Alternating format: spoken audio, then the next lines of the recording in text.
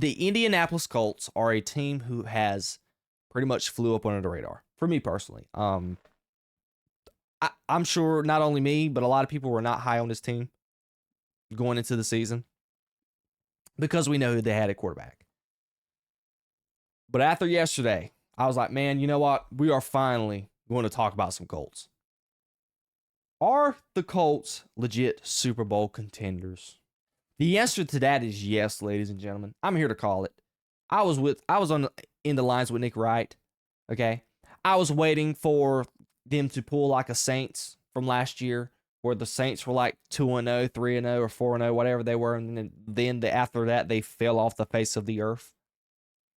But after 8 games, it's been 8 games, and it seems like nothing is going to change.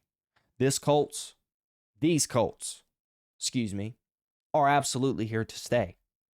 Jonathan Taylor is so good. He has 14 touchdowns.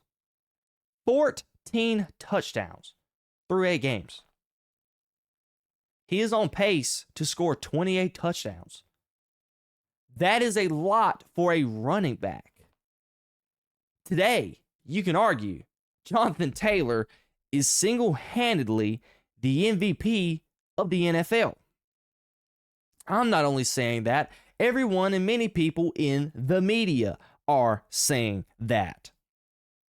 Jonathan Taylor, so far this season, is first in carries, he's first in yards, he's first in touchdowns, and he's averaging 6 yards a carry. And when I watched the game yesterday, and I'm watching some of the runs that he's pulling off, getting the ball out of the backfield, I'm like, wow. We know Jonathan Taylor had a pretty historic season like roughly 2.5, 3 years ago, where he was like, I don't remember his, like the numbers that he really had, but I just know he was like the number 1 fantasy player in the year that year. It should have been 3 years ago. I think it was the 2022 season. And then he's had, the last couple of years, he's had to deal with injury, and I thought it was going to be another Ezekiel Elliott thing where it's like, man, great player, but he's just going to run out of gas. He's already beat up and his body's beat up. I was wrong. Jonathan Taylor looks like he's turned back time. I mean, he's running over everybody, invading tackles. I was like, wow. Jonathan Taylor just looks so good. Daniel Jones is playing like the quarterback that the Manning brothers, Eli and Peyton, said that he was going to be coming out of Duke in the draft. That was the talk when Daniel Jones was coming out of the draft. Everybody was like, you know what? And Peyton Manning said it. He's like, man, this guy's the next best thing. This guy's going to be good. And we've been killing Daniel Jones. My nickname for him has been Danny Pennies. Daniel Jones has not been good. He was with the Giants. And when he went to the Colts, we thought it was going to be more of the same.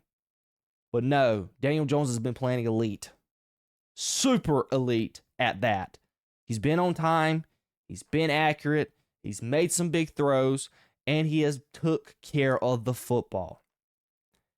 And you may be sitting here thinking, man, Daniel Jones and the Colts have not played good teams. That is a lie.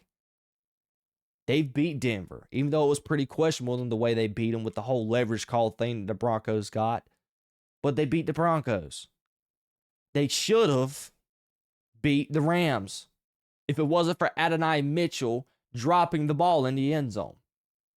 And let's get to their receiving core with Adonai Mitchell. And Adonai Mitchell is a good receiver coming out of Texas. He was supposed to be like another good receiver, but he hasn't played like at all because it was a disciplinary thing when it comes to dropping the ball in the end zone. But guess what? They have TJ Warren. They have Michael Pittman Jr. out there making insane catches like he did yesterday. You have Josh Downs. You have Pierce. You got stars everywhere. Efficient O-line. Stud defense. The Colts are here to stay. And they are going to be competing for a Super Bowl. The roster, which I always thought, they got talent. The offensive line is top 5 in the league. Great receiving core. Young tight end. MVP caliber running back. Pro Bowl type quarterback Daniel Jones. It is crazy how how much Anthony Richardson, and this is an indictment against Anthony Richardson if at the end of the day. It is crazy how much that Anthony Richardson held this roster back. That how bad Anthony Richardson held this roster back last year. Anthony Richardson is never, and I repeat, never starting again for the Indianapolis Colts. That ship has sailed. Chris Ballard, he was getting a lot of crap. You know, everybody was, after last year, was wanting to be fired for that draft pick. But he's drafted a great team. All they needed was the quarterback. And they got the quarterback play. And now they are 7-1. They're leading their division. They are a top team in the AFC. Lou Anarumo, defense coordinator, coming from the Bengals. Everybody thought it was Anarumo's fault for the Bengals defense sucking so bad. Turns out they just don't have the personnel. And then he's went to the Colts with actual good personnel, and he's got them rocking down there in Indianapolis. Shout out to the Indianapolis Colts. You are on my radar. I'm finally going to give you credit. Okay? I wanted to talk about you guys. I want to watch you guys some more. I mean, it's hard to watch you guys and talk about you guys because you don't play on primetime TV. Majority of the time, you're playing at 1 o'clock on a Sunday when there's other games that I have to watch and pay attention to. And it's hard to get to you guys. I want to get a petition out, please. Can we get some Indianapolis Colts on primetime? Please. I don't even know if they have a primetime game. I'm about to roughly look at their schedule right quick, but I don't think, as of right now, they have any primetime games in the future. They have one Monday night game, but that is the Monday before Christmas. Christmas is on a Thursday, or is that Friday?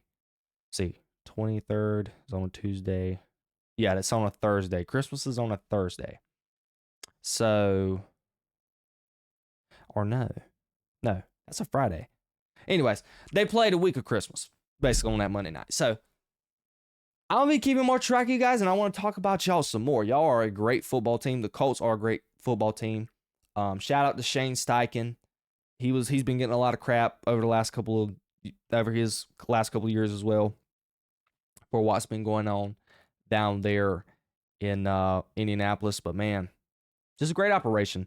And something else that's very good to see as well, the daughters of Jim Irsay, they are super active with the franchise. You know, we've seen the clips on social media week in and week out of, you know, one of the daughters taking notes on the sideline of what's going on. Like, they are super invested in the franchise. You know, the passing of Jim Irsay, it feels like the Colts are gravitating towards that. You got the patch on the jersey. And it feels like everyone is on one accord. Everyone has the same vision within the organization on what we want the Indianapolis Colts to be. And that ultimately feels like it is for the Colts to be the best they can possibly be. And everyone is in one accord, from ownership down to players, even down to the daggone equipment managers, to the lowest of the low. Shout out to everyone down there in Indianapolis. I tip my hat off to you. I wish my franchise was getting ran as efficiently as you guys are right now, from top to bottom. Great job by the Irsay family and company, and great job by the head coaches and everyone involved down there in Indianapolis.